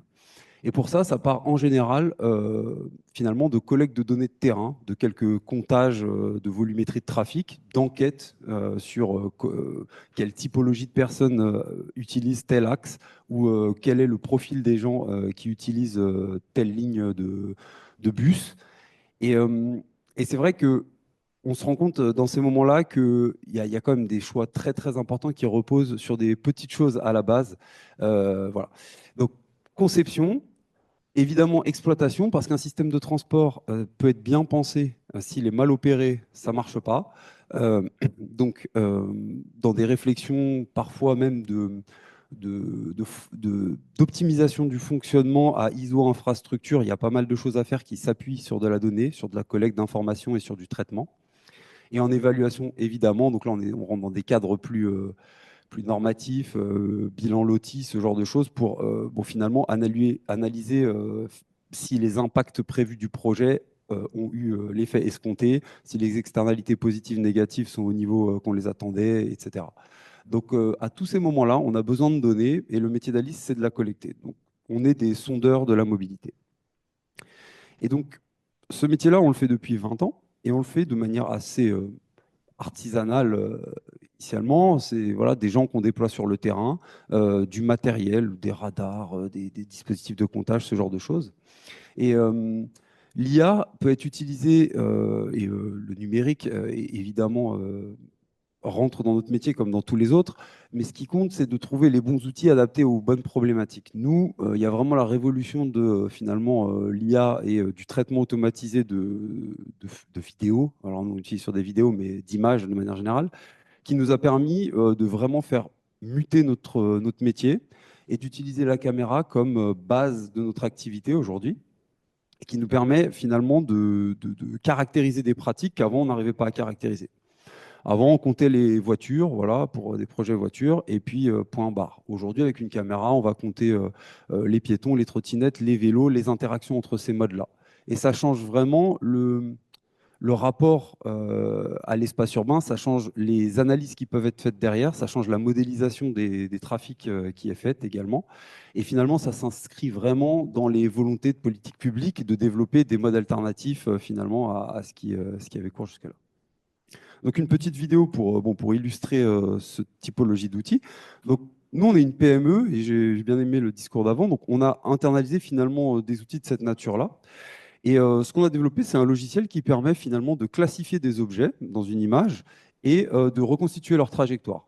Et à partir de ces simples informations-là, on peut produire de la donnée de comptage de volumétrie dans des sections. Donc là, on voit comptage de piétons, de vélos, enfin voilà. Donc là, c'est ce que j'illustrais tout à l'heure, hein, du simple comptage. On fait aussi de la mesure de vitesse. On va être capable d'analyser des interactions comme ça entre objets, personnes, vélos et voitures, donc avec des proximités d'objets, donc plutôt des cas d'usage de sécurité routière qui sont assez intéressants. Alors bon, là c'est pour illustrer vidéo drone aussi sur lesquels s'appliquent les outils. Mais là on est sur du comptage directionnel, donc entre des points d'entrée et sortie de carrefour, donc des problématiques plus locales, de la vitesse.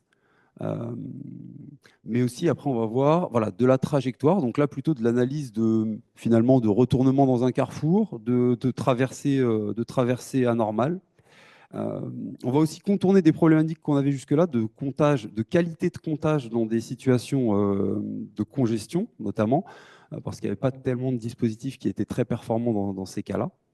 Bref, tout ça pour vous montrer que cet outil-là, nous, on l'utilise un peu à toutes les sauces. On se l'est approprié et pour notre entreprise, ça a été vraiment l'occasion de passer un cap. Et ce qui était intéressant avec l'intégration de ces outils et de cette, finalement, c'est pas si difficile d'accès. C'est des choses que des entreprises de taille moyenne ou petite peuvent s'approprier. Et par contre, ce qui est important, c'est de les mettre au service de son métier. Et nous, vraiment, on est plutôt des experts de la mobilité et on utilise ça pour nourrir notre métier. Là, on a des usages plus d'exploitation. Je disais tout à l'heure qu'il y a l'aspect amont-aval qui est plus sur de la donnée froide. Et en exploitation, on va être sur de la donnée chaude, donc de la remontée d'alerte, donc de la présence d'objets anormaux dans des zones voilà, non prévues, des durées de temps de présence. Voilà. Donc là, bon, on va dire un stationnement illicite ici, mais ça peut être sur des durées beaucoup plus longues pour analyser de la politique de stationnement sur un centre-ville, de la remontée de bandes d'arrêt d'urgence. Voilà. Bon, il y a des cas d'usage, il y en a beaucoup, hein, du contresens et ce genre de choses. Et ces outils-là ont permis vraiment d'aller finalement optimiser ce qu'on était capable de faire jusque-là et de nourrir des réflexions qu'on n'avait pas jusque-là. Donc, je vous présente trois mises en application un petit peu particulières qu'on a eu. Je ne sais pas pourquoi on ne voit pas le texte. C'est pas grave. Je vais m'appuyer juste sur les images. Donc à gauche, si vous voulez, c'est pour la ville de Saint-Médard-en-Jalles. Là, c'est la mutualisation de leur caméra de vidéosurveillance pour vérifier la bonne mise en place de leur politique de stationnement. Donc c'est une petite ville à côté de Bordeaux qui a pas mal de poches de stationnement en centre-ville et qui a la volonté de garder son stationnement gratuit pour des raisons d'attractivité du centre-ville, tout en limitant la durée pour que voilà, il y ait de la rotation et que ce soit vraiment un usage pour les commerces et pas pour voilà, des gens qui restent là en longue durée. Donc ils ont mis en place une zone bleue. Et la problématique, c'est de faire simplement respecter ça. Et avec ce genre d'outils, ils ont des alertes qui remontent. Et ce qui est intéressant, c'est que ce n'est pas des outils de contrôle-sanction. Donc eux, ils ont l'information qui remonte, ils en produisent de la statistique et après, ils font de la pédagogie auprès des commerçants et des habitants de la ville pour améliorer les comportements. Deuxième exemple, c'est quelque chose qu'on a fait pour la RATP. Donc là, c'est du monitoring vraiment en temps réel pendant la Coupe du Monde de rugby. Donc voilà, c'était Irlande-Afrique du Sud, si vous connaissez un petit peu les couleurs du monde du rugby. Et donc là, c'était comptage dans des situations très complexes. Donc événementiel intense avec des flux très importants. Et là, en fait, ce qu'on se rend compte quand on est de ce milieu-là, c'est qu'on peut avoir des opérateurs de transport qui sont aveugles dans ces moments-là. Aveugles. Avec les tourniquets qui servent à compter en situation habituelle qui sont débrayés, des ouvertures de portes et des choses comme ça. Et donc on se retrouve, on ne sait pas combien de gens on a vu passer, on ne sait pas combien de gens le système de transport a dû supporter. Et ça permet vraiment de nourrir des retours d'expérience sur comment mieux gérer ces moments de grosse intensité. Et dernier cas d'usage, c'est pour le CEREMA et l'ONISR, l'Observatoire national de sécurité routière, qui depuis une trentaine d'années nourrit un observatoire effectivement sur les comportements routiers et qui jusque-là le faisait notamment sur les questions de vitesse et par de l'observation terrain par des opérateurs sur le port de la ceinture, sur le port du casque, du gilet jaune pour les vélos, ce genre de choses. Aujourd'hui, avec les outils d'intelligence artificielle qu'on a, on peut le faire de manière automatisée, donc sur des périodes de relevé plus longues, sur plus de points, et donc avec quand même une qualité statistique plus grande et réplicable par rapport à de l'observation où la personne a vu, voilà, on a quelques annotations et après on a du mal à tracer la qualité de la donnée. Donc voilà des cas d'usage un petit peu que je voulais mettre en exergue sur l'intégration de l'IA. Et pour en finir, un petit Rex sur ça, finalement, sur l'intégration de l'IA dans une PME, parce que, voilà, c'est comme ça a été très bien dit juste avant, il n'y a pas besoin d'être un grand groupe ou une start-up pour faire de l'innovation. Je m'adresse un petit peu en disant ça aussi aux étudiants qui pourraient nous écouter, c'est les PME ont besoin d'innover aussi, elles ont besoin de se remettre en question et elles ont besoin de faire évoluer leur métier en intégrant des outils, voilà, ces outils-là. Donc c'est très important d'aller faire rentrer des compétences dans des PME historiques. Et pour nous, ça a été un véritable défi, voilà, faire cohabiter des gens, intégrer des nouveaux profils.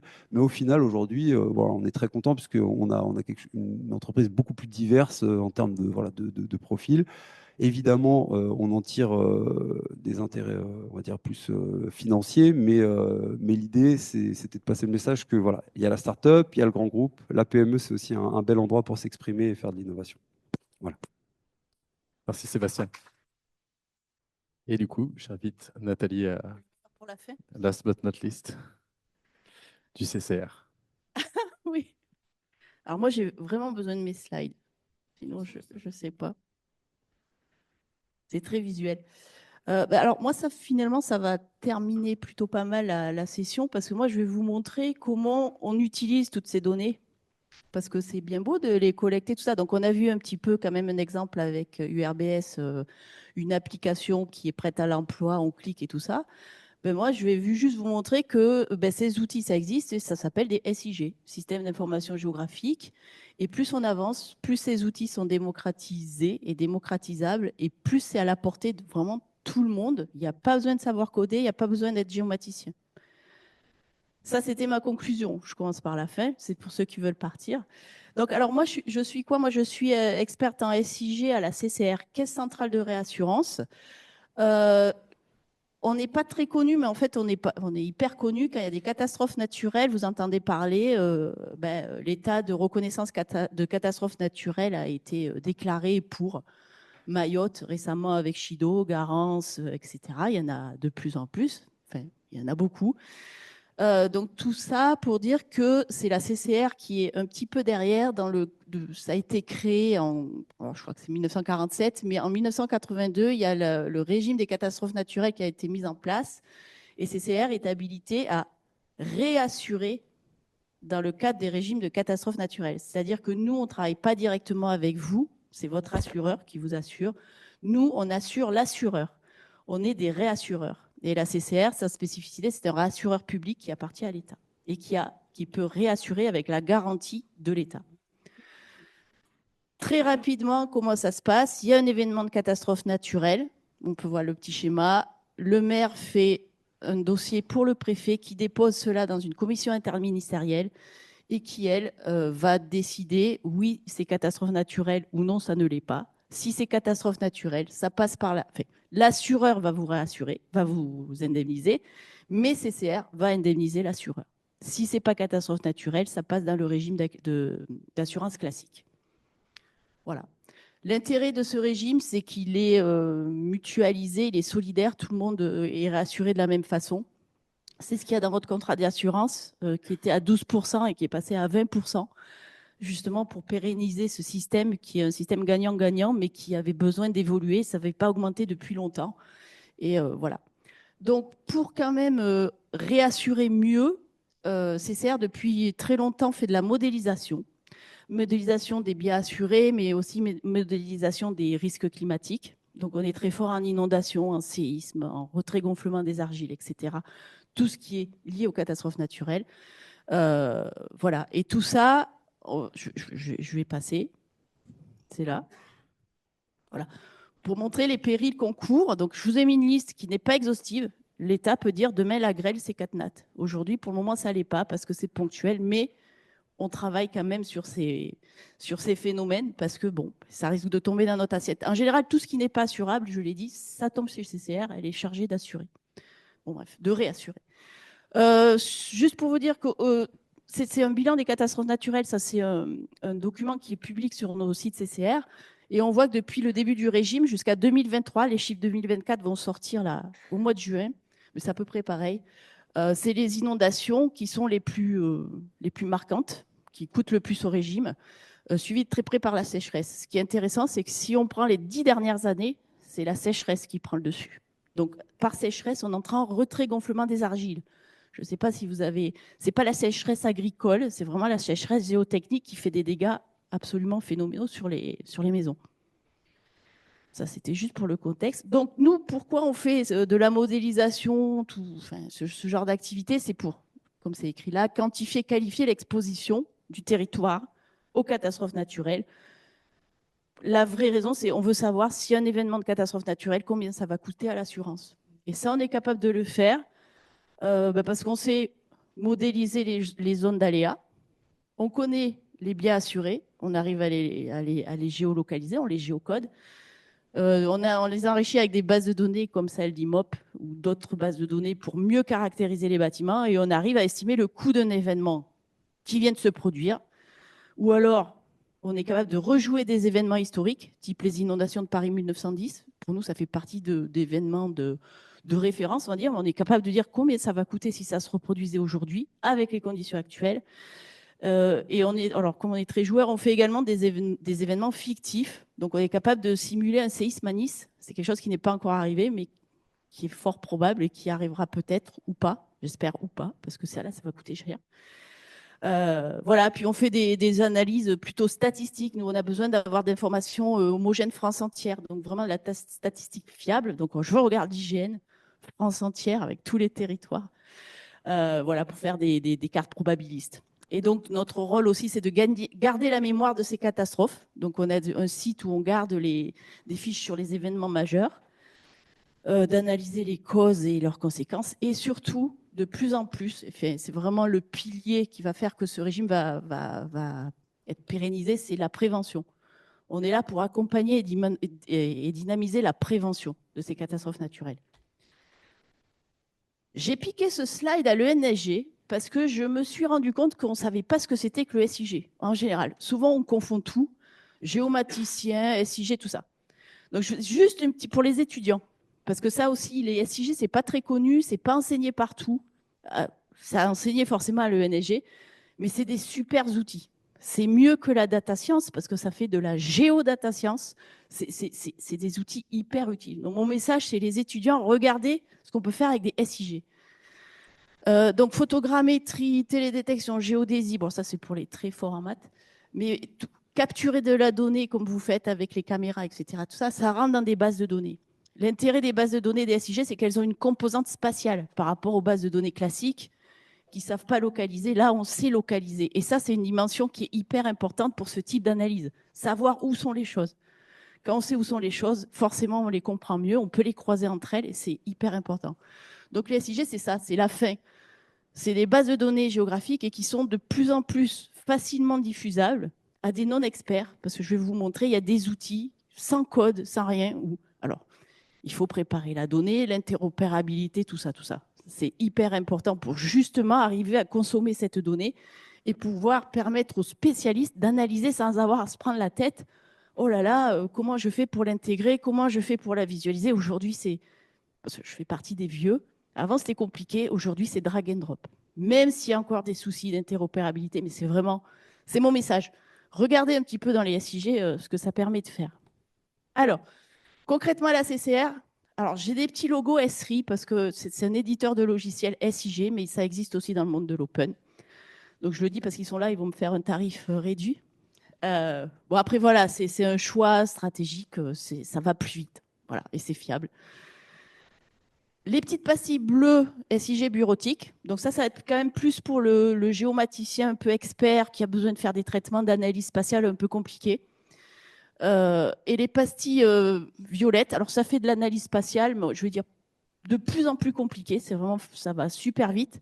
Mais le web SIG, c'est plutôt pour diffuser. Avant, on faisait des cartes papier, un PDF. Aujourd'hui, on fait ou des PDF dynamiques ou des cartes interactives. En fait, on met un lien vers quelque chose qui permet de zoomer, dézoomer, faire nos propres scénarios pour analyser la donnée, pour comprendre, et c'est nous l'expert, donc du coup, on arrive à jouer avec.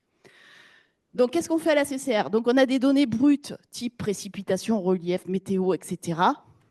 Ça, le SIG permet de les traiter, de les faire rentrer, de les comprendre aussi, mais de les faire rentrer dans la modélisation. J'ai mis une boîte grise, parce que je n'ai pas voulu faire noir, mais pour moi, je ne suis pas spécialiste du tout de la modélisation. Une autre boîte en bas de géocodage de la donnée, donc les biais assurés. Si vous voulez, la première boîte, elle va dire où est-ce que, je prends l'inondation, où est-ce que c'est inondable. En modélisation, encore une fois, c'est de la modélisation, donc par défaut, c'est faux, mais c'est faux partout pareil, donc ça devient intéressant. Le géocodage des données, on veut savoir où sont les biens. On a des informations sur les biens assurés, des valeurs assurées, qui nous permettent de dire, ben voilà, on va enrichir nos modèles avec des sinistres aussi, on sait où sont les sinistres. Dire, ben notre modèle, il capte bien les sinistres, plus ou moins bien. On sait que les biens assurés, ils sont là. Il y a une inondation ici, ben voilà combien ça va coûter, en résumant. Et tout ça, ça se passe dans le SIG. Et qu'est-ce que nous permet de faire le SIG et le Web SIG? Visualiser, valider les données de résultats, parce que pour un modélisateur, c'est important de voir que son modèle, ben, il tient la route. Il manque une digue, oh là là, ça a débordé, mais ce n'est pas possible. Ah mince, j'avais oublié une digue. Ça se voit super bien avec ces outils. Restituer des études sous forme papier, beaucoup moins, mais on fait quand même beaucoup de rapports encore, sous forme web. Diffuser nos résultats auprès de l'État. Nous, on doit diffuser auprès de l'État. Mais on fait également auprès du tout public. On a un site tout public où il y aura l'adresse juste après. Et alors, là, il y a un truc dessus, hein, mais c'est un super outil de collaboration en interne. C'est-à-dire que je vais vous montrer des exemples de tableaux de bord où on a fait une modélisation, on se pose une question. Et avant, pour montrer à un décideur, on ne pouvait que lui montrer des cartes. Ce n'était pas facile. Aujourd'hui, on lui donne une application et le décideur peut jouer avec ça. Et encore une fois, c'est des choses, il n'y a pas besoin de savoir coder. Bon, si vous savez coder, c'est tant mieux, mais là, c'est plus la peine, c'est du drag and drop. Des exemples concrets en images. Donc ça, par exemple, alors c'est juste pour la CCR. En bleu, c'est des événements de catastrophes naturelles. C'est un tableau de bord qui nous permet de voir si on a loupé des communes. On a besoin de pouvoir rattacher des communes qui ont été reconnues CatNat à des événements de catastrophes naturelles pour estimer le coût d'un événement, par exemple. Et ce petit tableau de bord qui a été développé, je ne vais pas dire en 2 minutes, mais je suis vraiment sérieuse, c'est du drag and drop. Je prends les données, j'arrive à faire une carte comme ça qui s'auto-filtre, enfin, c'est hyper facile. Et ça permet à mon chef qui ne connaît rien à SIG de voir, il peut zoomer, dézoomer et décider, bah, tiens, cette commune, je vais la rattacher à cet événement parce qu'on l'a loupé. Alors, c'est des choses que vous me direz, on peut automatiser. Mais là, on l'a déjà automatisé au maximum. Là, ça rentre dans le cadre de c'est l'œil humain qui peut voir. Donc voilà, ces outils permettent de faire ça.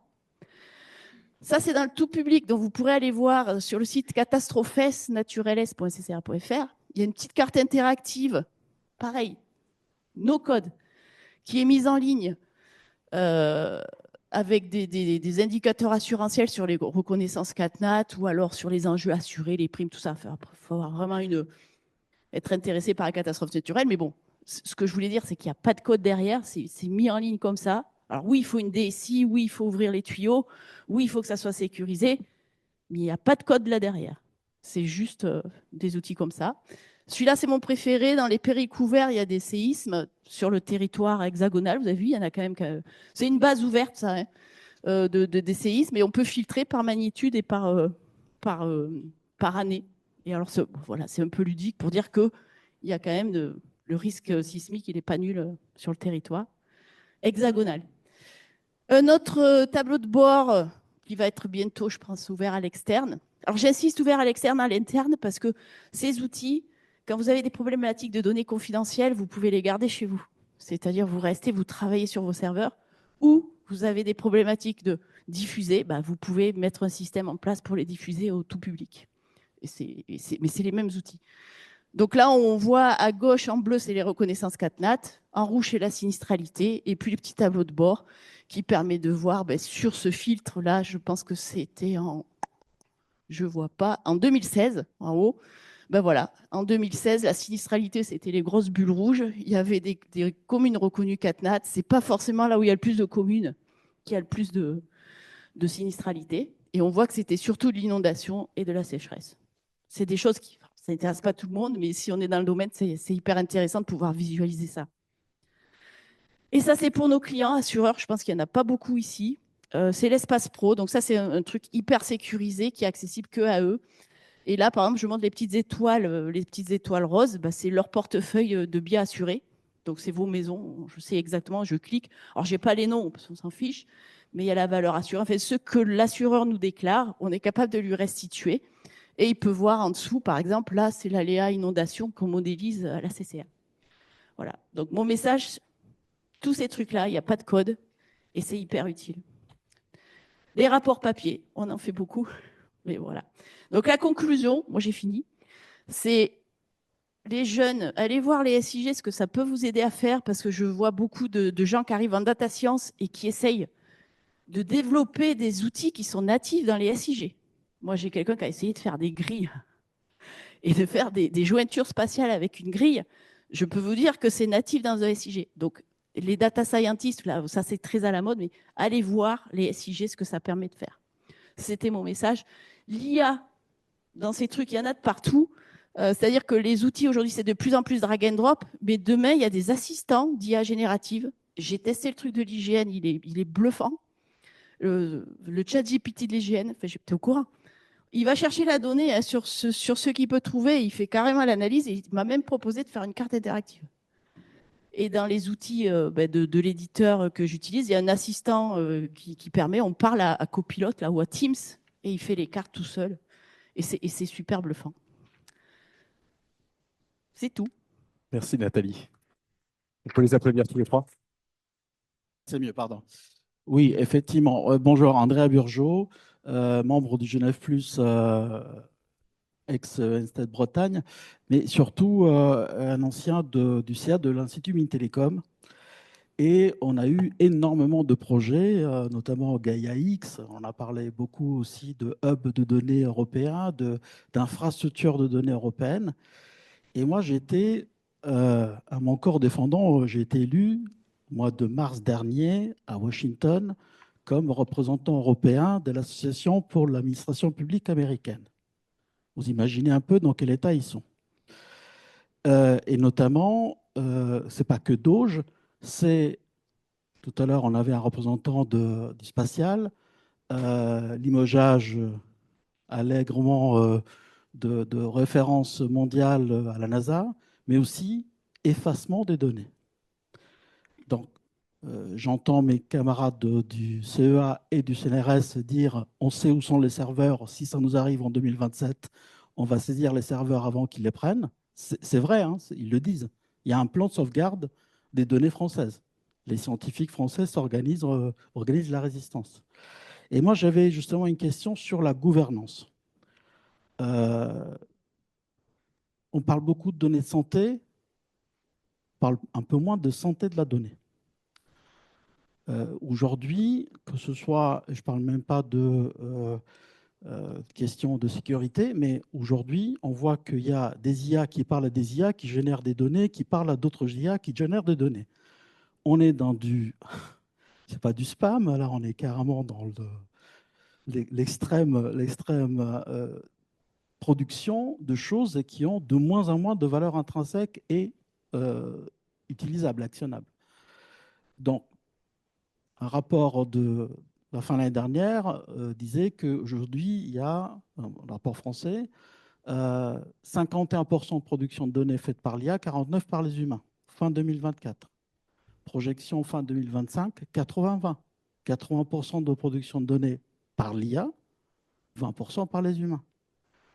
Il arrivera un moment où la donnée, où qu'elle soit, ça nous coûtera plus de la trier et de la nettoyer que d'en reproduire des nouvelles. Donc, la santé de la donnée, au-delà des questions de sûreté, quelle est la gouvernance qu'on peut mettre en place au niveau de tous les instituts, de toutes les agences et des pouvoirs publics pour qu'on ne perde pas justement cette richesse qu'on soient pas captés et utilisés à mauvais escient.